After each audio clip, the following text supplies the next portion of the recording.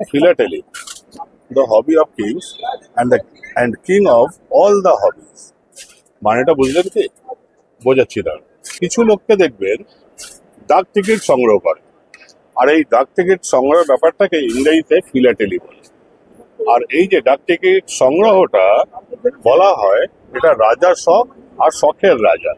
আর এই শখের রাজা ডাক টিকিট সংগ্রহ নিয়ে কলকাতায় বহুদিন পরে বিরাট বড় একটা এক্সিবিশন হতে চলেছে সায়েন্স সিটি অডিটোরিয়ামে। তারিখটা হলো 14, 15, 16, 17 নভেম্বর 2025, মানে আগামী শুক্র, শনি, রবি, সোম এই 4 দিন ধরে বিরাট বড় একটা স্ট্যাম্পের এক্সিবিশন হতে চলেছে কলকাতার সায়েন্স সিটি অডিটোরিয়ামে।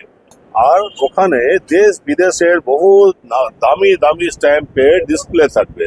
আপনাদের যদি স্ট্যাম্পে শখ থাকে, আগ্রহ থাকে, তাহলে চলে আসতে পারেন স্ট্যাম্প দেখার জন্য। ওখানে কয়েকশো ফ্রেমের স্ট্যাম্পের এক্সিবিশন থাকবে সায়েন্স সিটির অডিটোরিয়ামে আগামী শুক্র, শনি, রবি, সোম, মানে 14, 15, 16, 17 নভেম্বর 2025-এ। আর যদি আপনারা স্ট্যাম্প কিনতে চান, তাহলে ওখানে ডিলার্সদের স্টল থাকবে, 7-8খানা ডিলারের স্টল থাকবে, সেখানে আমিও থাকবো।